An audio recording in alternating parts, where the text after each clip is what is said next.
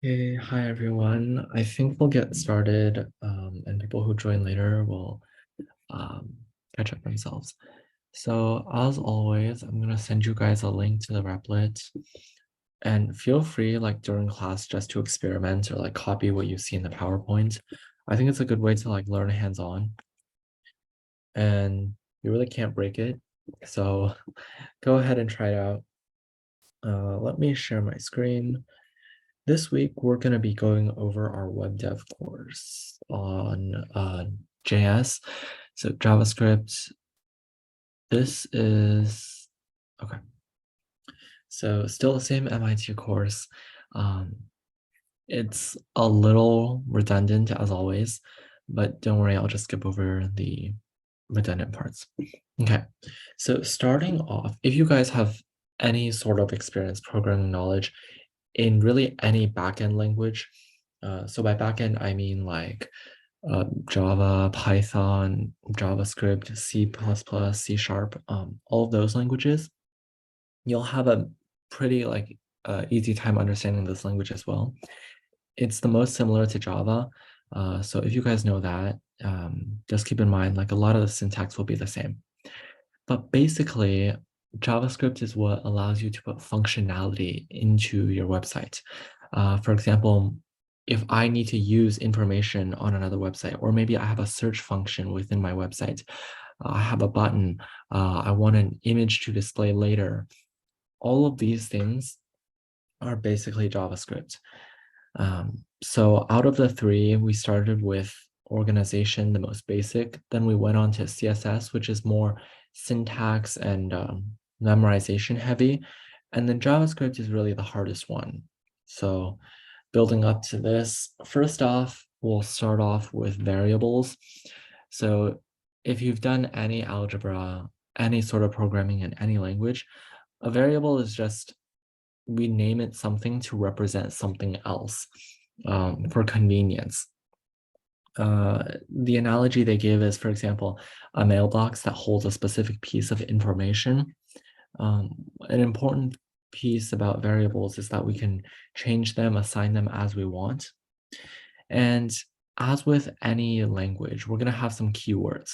So things that tell the program, the language itself, what we're trying to do. And in JavaScript, whenever we want to declare a variable, intuitively, we're going to say var before the variable. So first, I'm telling the computer, okay, I'm declaring a variable now. I put a space, and then I'm going to name my variable x. And the equal sign, intuitively, is to assign a value to x. And in this case, 10 is the value I'm choosing. So same here, another variable, I'm assigning it 17.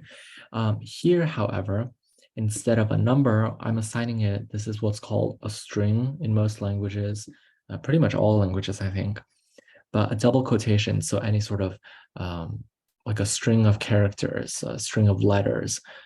You could also put things like parentheses, asterisks, special characters within here. As long as you surround them within double quotes, that'll be a string. You can also have them capitalized, whatever you want. So a variable in JavaScript is just a generic term for all variables. If you do Python, Java, the C languages, basically any other language, you want specificity. In those languages, you'll say, for example, X would be int, integer or double or float. It will indicate to the computer this is going to be some form of a number. Here, in some languages, we say string or str. And in JavaScript, we just don't have that simply because it's one of the earliest programming languages. It's not as refined.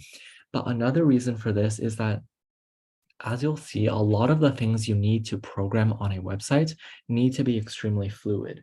So you need to be able to change between these types and have all of these different variables be able to be represented without knowing specifically what they are in some cases.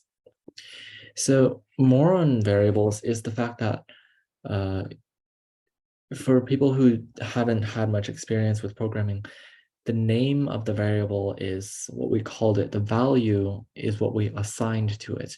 You'll hear me say the word assign a lot. Assign just means to give a value to a variable, to a name.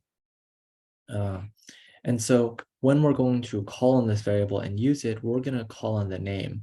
And the value is what the computer will see or remember or recognize. So I mentioned before that the computer, we don't need to specify what data type, if it's a number or a string or whatever, to the computer, but we still need to know what these things are and what sort of calculations or manipulations we can do with them. So first off, most basic are these three called primitive types. The first one is numbers. Now you'll see in some languages, there will be differences, like you're gonna have integers, which are whole numbers, but both positive and negative. And then you'll have like float or double for numbers with decimals, irrational numbers. And then you have things like strings. In some languages, strings are actually like a composite or like a more complex type of data. They're sometimes treated as an object, but for the purposes of JavaScript, you can basically treat them as primitive data types. And we'll go into the difference between them just in a minute. Strings are just any sort of letters, symbols, as long as you enclose them within quotation marks. You can also have numbers as strings as well. As long as you put things between the double quotation marks, they're a string. The major difference there is that with numbers, you can do calculations, manipulations, just like math, as opposed to strings, where you can have things that wouldn't exist in math. For example, you can have 0, 0, 0, 1. If you try to assign that to a number, you would simply get 1. The computer automatically sees the value, the 1, as opposed to the string, which sees all of the individual characters and thus values them as well. The other thing is that when you're dealing with strings and the individual characters, one thing that's going to be really helpful, especially when you're starting out doing a lot of character manipulations, is the ASCII chart. So I don't know how many of you guys know what the ASCII chart is, but for example, okay, the ASCII chart is basically the earliest form, like representation of all of these different symbols using a number, using binary numbers, or other hexadecimal numbers, etc., that the computer would recognize. So here you can see we have null, which is basically none. And then you have heading, start of text. All of these things are more specific to the computer on the left side here. And then you have a ton of controls, etc. And then you finally get to this column. So here you can see spaces are represented in strings, exclamation marks, quotation marks. You can represent numbers as well. And the purpose, the reason I'm showing you guys this is that you can see the decimal number from 0 all the way up. This only shows to 127, but there's more. So basically, okay, so I don't want to go too much in depth to this, but basically 256 values is like a basic unit of storage within the computer. You might have heard the term a byte. 1 byte can represent 256 values. And so we simply use that 1 unit to represent all the possibilities of these various characters. And that's basically the main difference between a string and a number. The strings are referring to what is behind the computer, and the number is just like the math value that we would usually use and calculate with. And then finally, for the primitive types, we have Boolean, which is the same across all languages. It's just either true or false, which is extremely useful when you're trying to evaluate whether a statement is true or not. And based off of that, to do other sort of calculations or execute some sort of command for the code. Now, composite data types, these are more complex. First off is an array. So what's important about an array is that it's a collection of different things. In some languages, it's restricted to one type of data. So I can have an array of numbers. And an array, think of it just like a list. Um, and if you have other programming knowledge, uh, lists and arrays are different things in many languages. Um, they might be called different things, but they're completely different in implementation. But for the purposes of talking in like everyday language, just think of it as a list, a collection, a group of things. So I can give this, think of it like a box. I can put multiple numbers or multiple strings within it. And in some other languages, I can mix and match. So one array can hold both numbers and strings, or Booleans, or other types as well. And then the final thing is an object. So this is more abstract. At the end of the day, all of these things are objects in some way. An object is simply, think of it like a species or like just another data type that someone or even we ourselves can define. And they can have their own properties, attributes. For example, I could define one to reference a person. I would call my data type person. And it seems really abstract when I think about it. How can a data type be a person? Well, I'm going to call this data type a person. And within that data type, I'm going to define, okay, a person has to have an age. They have to have hobbies. They have to have maybe like a level of education. So all of these things I'm going to tell the computer to define. And that's what makes it so abstract. You can create literally an infinite number of objects and thus data types. So we won't really be dealing with those, but just know that they're really the same as a lot of these data types. They'll have their own attributes, properties, and methods, which we'll talk about later. So yeah, I basically covered all of that. But this is, again, to reemphasize, JavaScript is untyped. So when we declared variables saying VAR, we don't know what that is. And so this is both useful and harmful in a way, because when you have, for example, if I define a method, and based off of that, I'm going to do some manipulation with it. For example, I'm going to take someone's age and I'm going to add 1 to find out how old they're going to be next year. Well, if another program that's giving me the person's age is giving me a string, well, I can't do that. That's going to throw an error, which is a drawback to the fact that variables are untyped in JavaScript. But a benefit to this is that, for example, as opposed to a lot of other languages that are more strict, one array can hold many types of things. I can put a string and a number and a Boolean, even another array into one group. And that's useful because a lot of the times and a collection of things doesn't just have one type. If I'm going to create an array to represent, for example, pieces of news, right? I'm going to have some articles that are in English. I'm going to have so many other languages for article names as well.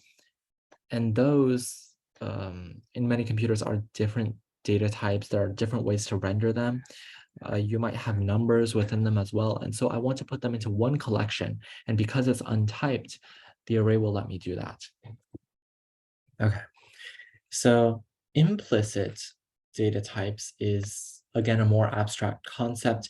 All you really need to know is that when you combine certain things, the result will be of a certain form. So for example, combining 2 numbers, it will intuitively become another number, just basic arithmetic. But then Now, this is something special to JavaScript. If you combine a string and a number, it'll actually become a string. The mechanisms behind this is a little complex, but it's similar to how I showed you this ASCII chart in many other languages. This is slightly more intuitive, so I'm using it as an example.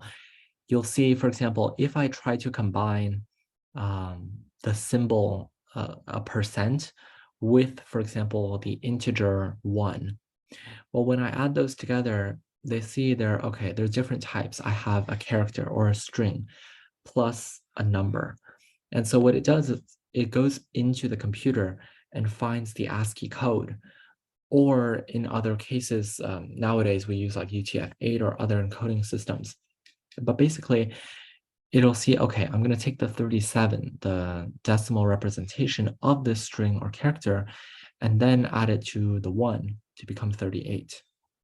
Now, from 38, you could, for example, switch it back into the next character, which would be an ampersand. But just know that the combining variables of different types is not something that you should do randomly, because a lot of the times you really don't know what it will become, and there's really no use to it anyways.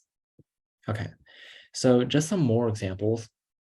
Again, you can have numbers declared, you can have a string, and critically, you can have a number within strings, within a string, within quotes, and it's still treated completely like any other string.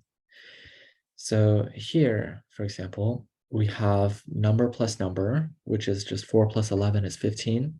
But then when I try to combine the number 4 with the word cat, in this case, it's going to evaluate to cat4, which is just concatenating. So putting one variable at the end of another. And as you can see in this case, this is the order here. But then, for example, back to this example, this is something really nice that JavaScript does. It'll take, for example, this 4, and I'm trying to add it to a string. Now, but in every aspect, this is a string. It's no different from this cat, from variable z. But the computer is able to see, okay, maybe this is an error that the programmer made in their code.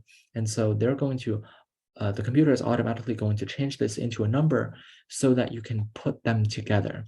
But notice how it's not 17 plus 4. It's still concatenating. So see, this is what I mean when I say like combining variables of different types is quite complex. You might expect, okay, the computer will understand that this is 17, so it's going to give me an output of 21. But no, it's going to give you 417. And frankly, once you have the number 417, like from this slide, we can't even tell if this is a string or an integer. And when you're writing a program, there are ways to find this out, to do testing, but just to avoid errors and to make it easier for other people to read, don't do like ambiguous things like adding different types in general. Okay, yeah, just even more examples about putting like different types together. Actually, sure, I'll point this out. So one thing about JavaScript, it's like every other backend language. In the previous sessions, when we talked about HTML and CSS, I pointed out how they're not in order. It's not like the computer will read one line, execute it, read the next line, and move on like that. It renders it in sections.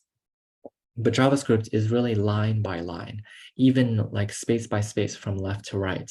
So this is a good example of that. For example, if I take still the same variables, if I take x plus y, it's going to, at this point, the computer has only reached x plus, the computer is going to see x. It's going to see, okay, I need to add something to that. Then it's going to see y. At this point, the computer only recognizes, okay, 4 plus 11. This is going to yield 15. It's not until you get to the next step that the computer sees, okay, now I have a string. And so now I'm going to concatenate them and output this thing. So it's not going to output 411 cat. because the computer at this point, seeing x plus y, has not gotten to the string yet. So just even more to keep in mind. A good example of this is, for example, the computer has seen, okay, q plus x. This is a string plus an integer. So I'm going to output it in the order that they're given to me and not actually add them together. And you can see y, which follows that, is not added, like in the previous case into 15, but rather just appended or put at the end of that. Okay, now that we've gone through those primitive types, except for Boolean, which is pretty intuitive, let's talk about arrays. It's, I mentioned that it was like a group, a collection, a set of things. The formal definition for it is called a compound data type.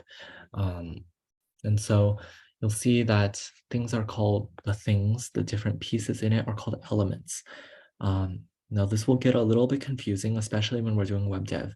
Remember that these keywords are going to mean different things in different languages. So for example, an element in HTML, there are no numbers at all within the keywords. So it couldn't possibly be the same thing as JavaScript. Just remember that within an array, an element is the thing, the piece of data. And the other really important term when we're dealing with arrays is an index. So the index keeps tracks of the order in which you put things into them. Now you can switch this around. I don't have, it's the index doesn't, the array doesn't remember the order in which I put them in specifically. It will do that by default, but we can rearrange things into the order that we want. And the arrays, the indexes, is going to keep track of that. And yeah, just again, in JavaScript, they can be of any type, as opposed to other languages, which one array can only store, for example, integers or only strings. Now, creating an array, this is just a specific syntax for JavaScript. This is, okay, again, JavaScript is one of those languages where you can have a lot of different ways to declare these things. And for this example, it's similar to other languages. So the first way is, again, remember, an array is still a variable. So we're going to say var for a variable. I'm going to call this A. And notice here how it says new. So this is one of those keywords. If you were to go into some sort of IDE, for example, in Replit, and let me go to JavaScript. If I say, for example, var x equals new, so immediately you can see this var is a dark blue. These colors are going to tell you, okay, these mean specific things. And this blue in this case is a keyword. And new, again, is a keyword as well. New is just the default term that we use to tell the computer, okay, I'm creating a new object, a new complex type. And this is a key difference between primitive and compound data types.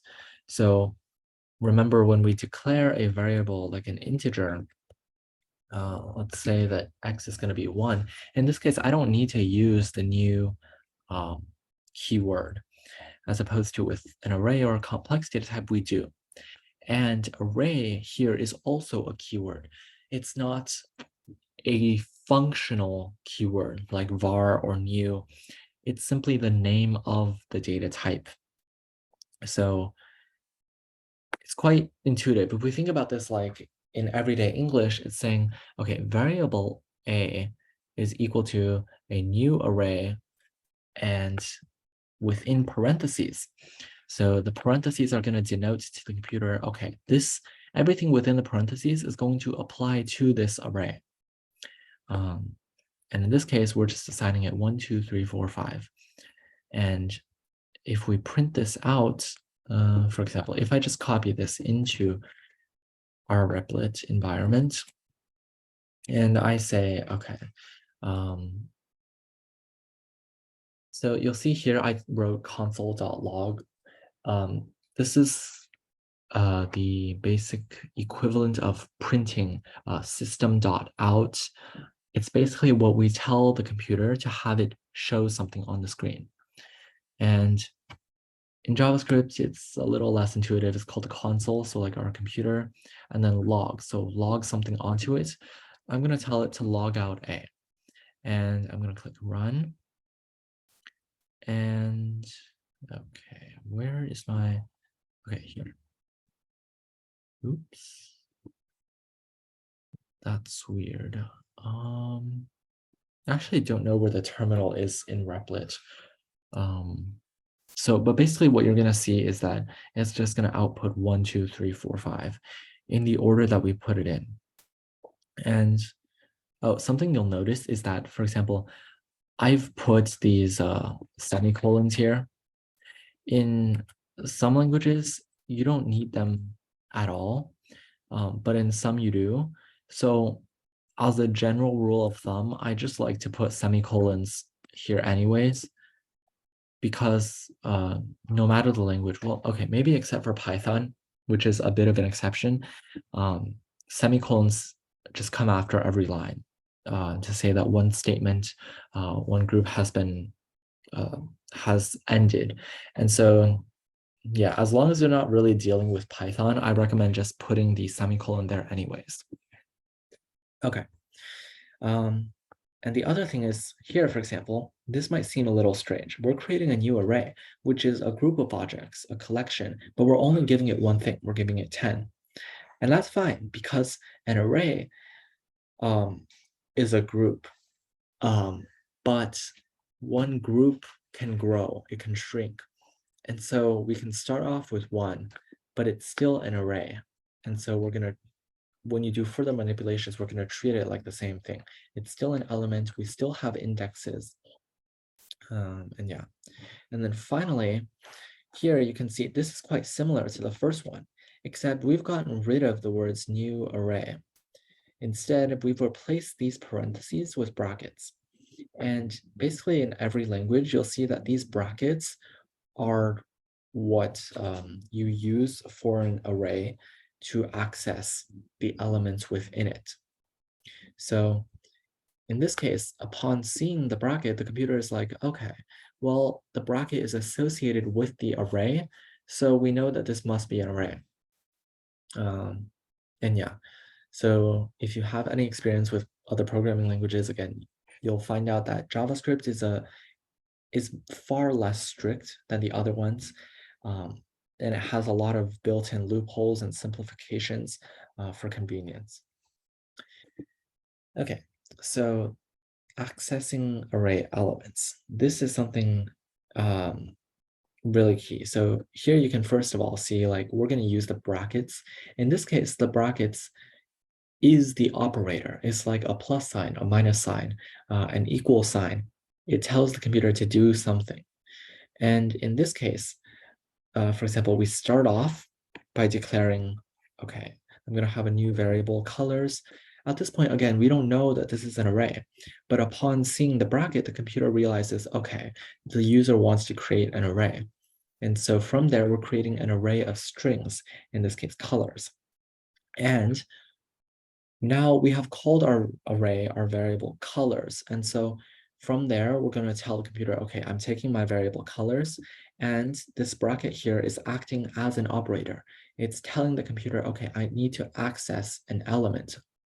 And this is something that might seem weird. When I'm accessing the 0th element, if you will, it actually gives me the first one. So this is something that you'll see in every programming language. Arrays and lists and most data types that are comprised of a group of things and have indices or indexes, they'll start at 0.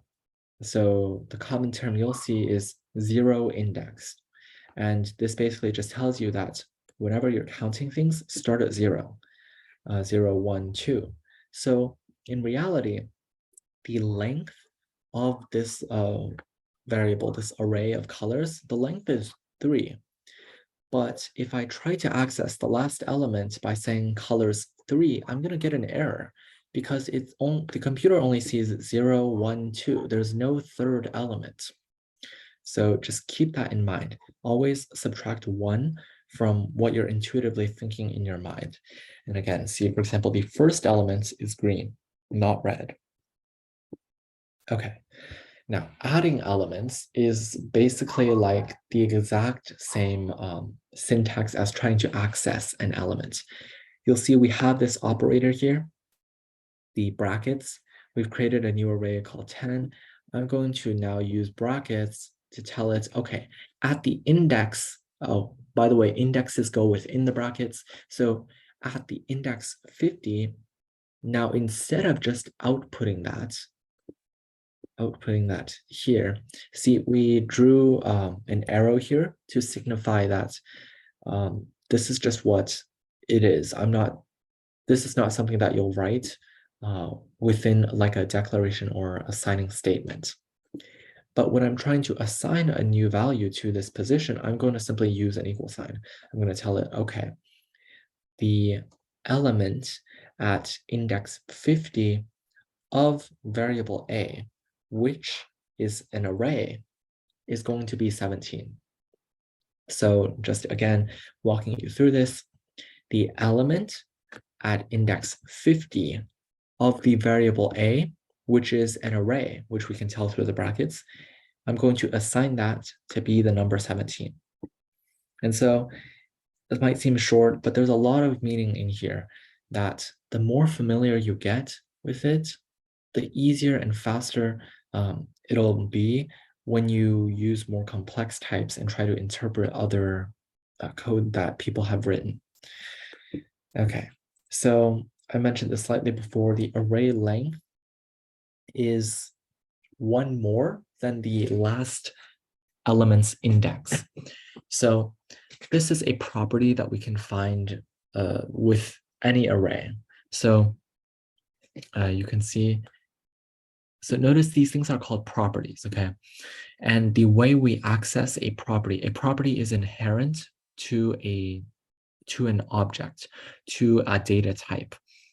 And so the property that is one of the properties associated with an array within JavaScript or any other language really is the length. And as you can see here, we access properties through the dot, which is also the same way we access methods, or if you're familiar with command prompt, the way we navigate between folders and directories. But basically, we're going to access properties using the dot. And so what this means is, okay, I have a variable colors, which happens to be an array, but I don't know that yet. The computer does in the background, but I don't know that yet. I'm going to access the property length, which gives me some clues as to what data type this is. But in general, we're just going to assume it's an array. But given this, we should be able to tell. So I'm going to access the length property of the colors variable, which is an array. And again, I'm not assigning it something. The computer is telling me, okay, the length is 3. So notice the length property of an array doesn't give you the highest index.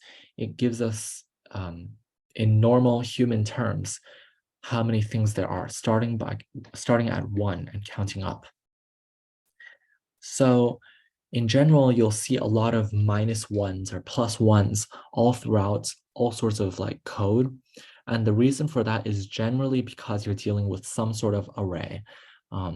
You're taking the length and subtracting 1 to find the index of the last element so that I can get the last element. And because there's this discrepancy between the programming world where we count starting from 0 and our human minds, which start from 1, you'll see a lot of +1s and -1s. And so, yeah, that might be a clue to you guys if you guys start trying to decipher this sort of code. But yeah, just be warned that that's there. Okay, we talked a little bit about this. This isn't really important for understanding what for the functionalities that we're going to be using for some simple web dev.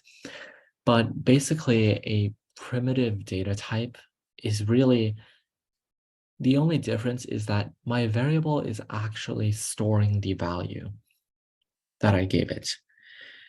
Now, this might seem weird because a composite data type, a more complex type like an array or an object, It's not actually storing the value because the way our computer is wired, we have disks, different chips, and various other sort of like hardware on which we have electrical currents and all of those things. And so the data is stored in so many different places on our computer. And the variables for these complex types, which these composite data types typically contain a lot more data. So for example, a primitive data type, I can have a number or maybe even a really long string, but that's still gonna be much shorter and much easier to store within our computer compared to like an array that can get up to thousands of elements long, each of which can be, for example, super long strings or super big numbers. And so what I'm trying to say is that these complex data types are stored in a place separate from these primitive data types within your computer hardware. And so your complex data types, when I declare a variable, is actually pointing to the place on my computer where I have stored that information. Um, this is something that the backend will take care of you on your IDE, on, for example, Replit or VS Code or whatever you use to code. It'll seem like the exact same. I can access them the same, but the reason that I'm emphasizing this so much is that um, this is something that will come up when you're doing sorts of various sorts of calculations and various sorts of assignments. So let's see. Okay, they actually don't go into this, but I think it's important to mention. So I'll explain. For example, if I go back to my Replit and I'm going to create a new, so okay, let's create two numbers here. I'm gonna call var, I'm gonna declare a variable x. I'm going to assign it the value of 5. And I'm also going to declare a variable that I'll call same as x equals 5. So you'll see I use camel case, which is between every word or separate entity within this name. I'm using capitalizations and I start with a lowercase, but really when you're just starting out to code, you can do, for example, this is something else that people will do, putting underscores between words. It really depends on what language you're more familiar with and what you've been using a lot of the time. So for me, I prefer to do this because I work a lot in Java. But just know that that's why that's like that. But the point is, these two things, when we look at it, are the exact same value. If, and this is where the Boolean comes in, if I say, if x is equal to same as x, then I'm going to do something else. And don't worry, we'll go over like the anatomy of how to declare an if statement and else statements as well. But basically, these two, this is going to output true because they're the exact same value and there's nothing more to it. However, if I were to create another variable, so this one I'm going to call b, and I'm going to create a new array with 1, 2, 3, 4, 5. Oops. Now, if I were to say, okay, are these two things equal? It's going to output false. A Boolean type, it's going to output false because they're referring to different places on the memory, on our computer hardware in the memory. So this new keyword, that's why it's there for a complex type. My variable a, I'm assigning a new space in my computer hardware to store this array. And when I declare the variable b, I'm choosing a completely new, a completely separate area of memory on my computer. These two things are fundamentally not the same because A is simply referencing the place in my computer where I've stored this array, and B likewise is referring to a different address, a different location. And so that's why these two are not equal. And that's something that you really need to keep in mind when you're trying to compare different things. And as you start to code, In future weeks, you'll see comparing different variables is something that's going to come up a lot. Okay, so moving on. Yeah, okay, so I mentioned this a little bit. There are certain things you have to take into consideration when you're naming a variable. You can't have spaces because spaces typically denotes like the start of a different keyword or a different variable name. So you can't have spaces within one variable. You also can't have punctuation. So remember, if we go back to this length property, same with methods or attributes, we're accessing it using a dot.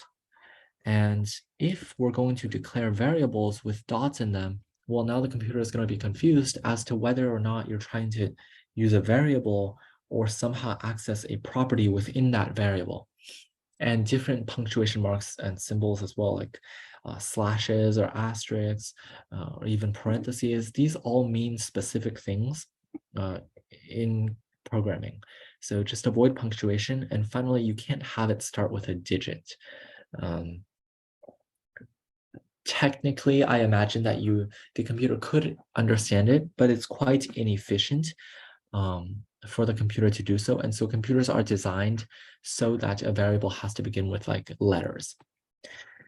And yeah, finally, reserved words. So this is what I've been calling keywords. For example, like VAR. You can't have a variable called VAR. You also can't have a variable called new because these things are, just think of them like forbidden. They're something that the computer needs to reserve so that they can understand our program when we actually come to things that need them. Okay, so yeah, this is just even more like programming tips. It's kind of redundant, so we'll skip that. And then, okay, so I guess, okay, in this case, the author of JavaScript, they're using underscores, but really it's the same. And let's see. Yeah. Okay, so again, to reemphasize, see, it's a good idea to put the semicolon after a statement, just like any other language, but JavaScript doesn't accept it. It doesn't require it, but it will accept it. So it's just a good way to keep yourself in check as well. For example, in this last statement, unlike HTML and CSS, where spaces and new lines don't matter, everything matters within JavaScript. So you can't have a random new line here. And the semicolon is a good way to help you keep track. At least when you're just starting out coding, every single line should have a semicolon. And so just go through and check. That's a simple error to make. And yeah, so these are things that you'll really get to know, and you will memorize. Like just by virtue of you programming enough, you will remember all of this. But for now, don't stress about memorizing them. The most important things we're going to focus on in just a second is these three, which have to do with the Boolean types. Okay, so skip that. It's kind of unnecessary for our purposes. Okay, so we're a little pressed for time, but two more big topics I want to talk about. So first is the control structure. It's basically, think about it like the logic behind you trying to solve a problem. You can often map these things into your real life. So there are three main ones we'll talk about. The first is an if statement. It's just like in real life, I'm considering the consequences of an action or whether I should do something. If it's, for example, past 10 o'clock at night, well, I should probably think about going to sleep. So just basic logic and rationalization, it's the exact same thing that you can tell the computer using an if statement. The second one is a while loop. So the while loop and for loop actually are quite similar. So I can use them to count things. I can say, okay, while So for example, I have to write 5 copies of this sentence as some sort of practice. And so while the number of times I have written this sentence is less than 5, well, I have to keep going.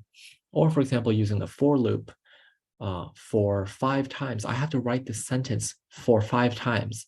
Now, that's not necessarily how we speak in everyday English, but it still makes sense if you think about it. I'm going to do this thing for however many times.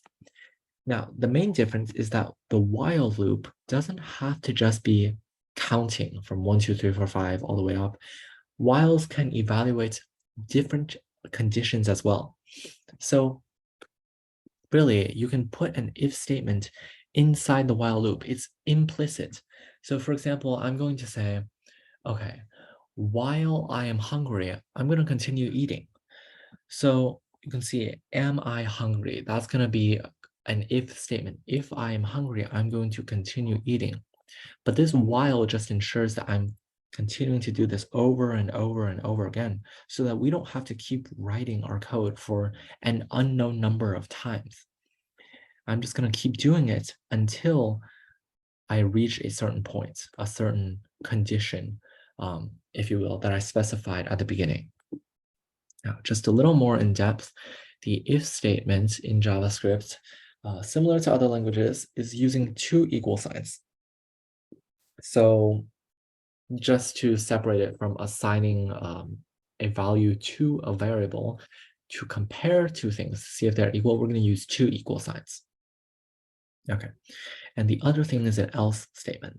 This basically will only come after you have at least one if statement. So again, with these control flow statements, you can really go through them and think about it like everyday language. So if x is equal to 10, then y, I'm going to assign it. Y is going to be equal to x squared. Otherwise, or else. So think of else like otherwise. Otherwise, x is going to be 0. And yeah, this is another term that you'll see pop up, forking a program. So I'm creating like a different branch, a different path that my computer program is going to take when I use an if statement. It's not going to evaluate both of these things. Y is not going to be assigned to x squared, and I'm not going to also have x be assigned to 0. Only one of these things is going to happen just by nature of the way that I've defined it. And so you can see that's like a fork there. Okay, and then repeat loops are while and for loops. So, okay, yeah, I talked about how logically it's a good way to continue doing things until a certain condition has been met. But a really specific application is when we're working with arrays. So you can imagine an array, remember, is a collection of things that I've ordered somehow. But how can I access each element by itself? Well, the most classic, and basically the only way that you're going to do this to, for example, go through every single object or every single piece of data, every single element within the array is by iterating through it however many times. So, for example, I'm going to take the array.length property. Remember, we talked about we can find out how long the array is. And then from there, given that length, for that many times using a for loop, for that many times, I'm going to pull out the piece of data at that index. And this ensures that I've gone through every piece of data within the array. And from there, you can do whatever you want, whatever manipulation, calculation, that doesn't matter. What we're focusing on is the fact that you can iterate through things using a loop. And I only have to write the code once. So, for example, this here, it's the same principle as a for loop. So in this case, it's starting to count. I'm starting at 0, but as long as my count, while my count is less than or equal to 10. So remember I said before that you really won't see the arrow with a equal sign as an assignment operator. That's because it's used as a comparison operator. So typically comparisons you'll see the double equal sign or an exclamation mark with an equal sign, which represents not equal to, or you'll have a greater or less than sign. It's going to be two symbols, and that's going to be your key to say, oh, okay, this is going to be a comparison. Okay, so while the count is less than or greater than 10, this is something we won't get into this week, or maybe not even during this course, but I'm just going to do something. I'm going to write the number somewhere. And this here just means to plus one. Count equals count plus one. So count is now equal to one. And now I've reached the end. So you can see, oh, this is something important as well. The curly brackets here are what designate an if statement or a while loop or a for loop. So as opposed to an array, which we can tell is an array using the brackets, the square brackets, if you see curly braces or curly brackets, that's going to be some sort of control structure. So if statements, while statements, or for loops.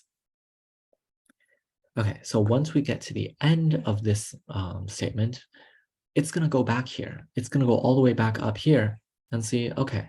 And remember, our count variable has been changed to 1 now. So while 1 is less than or equal to 10, well, yeah, right now count is still less than or equal to 10 because it's 1. So we're going to do this all over again. We're going to keep going back up here every time we reach the end until count has become 11. And after that, it's going to say, okay, well, count is no longer less than or equal to 10. So it's going to skip all of this and continue doing whatever is down here in the rest of the code.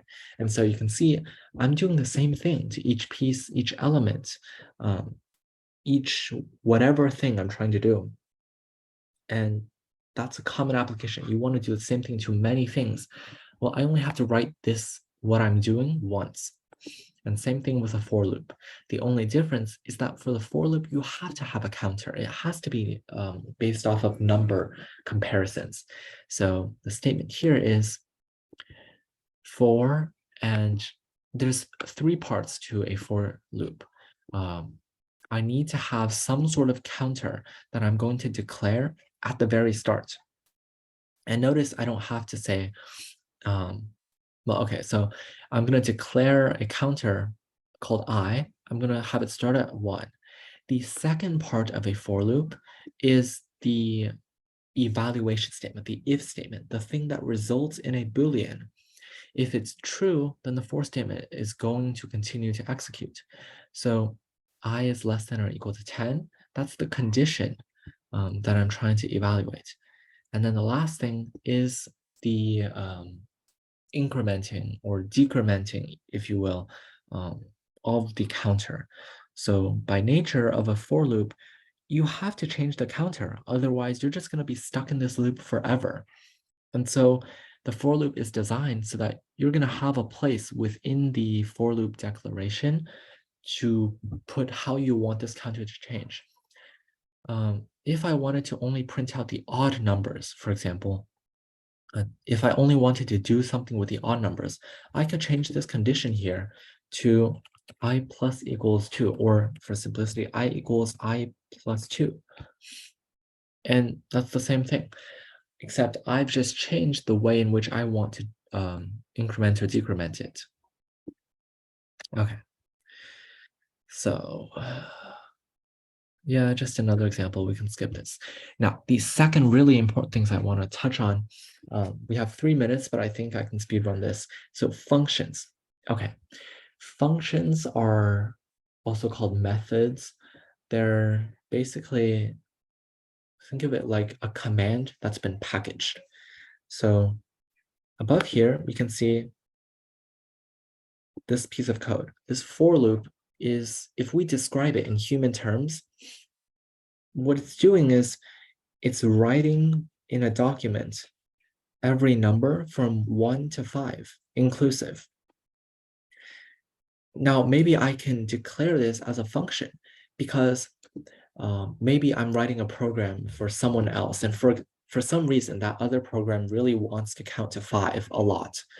And so instead of writing this for loop and giving this to the person who requested this program, I, as the programmer, am going to assume that the person I'm giving this to doesn't need to know how I did this. For example, that's how we assign tasks. that's how, for example, I'm going to tell you as my as a programmer, as someone who's working for me, okay, I need a program that counts from 1 to 5. I need a program that's going to tell me to go to sleep at 10 o'clock. I'm going to need a program that will send a rocket into space. I don't care about how you do that. As long as you give me something that I can use, that's all that I care about. And so that's why we have functions. Functions are basically packaging huge pieces of code. I'm going to call this a function called, okay, let's go down here. When you're declaring a function, one of the keywords is a function statement. So as example here is, I'm going to declare a function called square. And okay, so this is a parameter. So pieces to a function, 3 keywords you need to know. First is the function keyword. Second is the parameter itself. So the parameter is what you're giving the program, your information that you're contributing. And then the third thing is your return statement. So what the function is giving back to you. So for example, if I'm programming a calculator, I need some button or some series of buttons that will let me create a square. So I'm going to give it my number x, and it's going to return to me x times x. And realize, for example, maybe I don't know how to do this, or maybe there's a really long string of calculations within this function. But all I care about is how I can use this. And so see, when we're using the function, we're going to use the name, use the parentheses, and then give it our input, our parameter. And just like that, I don't know how I accomplish that. It might be really complex, but I have a way to access all of that code in just one line. Okay, finished just on time. That's basically an overview of any programming language, really. They all have the same control structures, data types, and all of that. But as long as you know these things, you'll be able to manipulate them to do really complex things. And I know that was really fast, so feel free to look back at the PowerPoints, review the class recordings if you want, ask me questions, or Joseph, who isn't here today. And yeah, next week we'll put all 3 of these things together and maybe do a little bit more on JavaScript. But that's it for today. So thanks for coming, and see you guys on Friday or Saturday.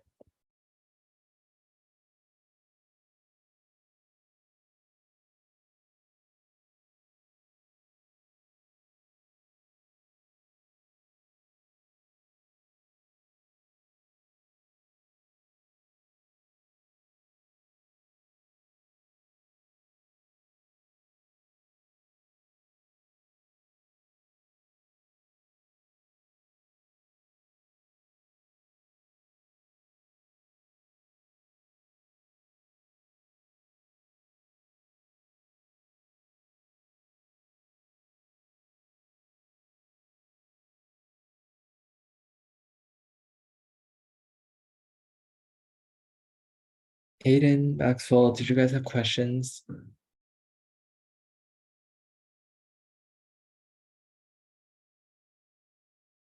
No.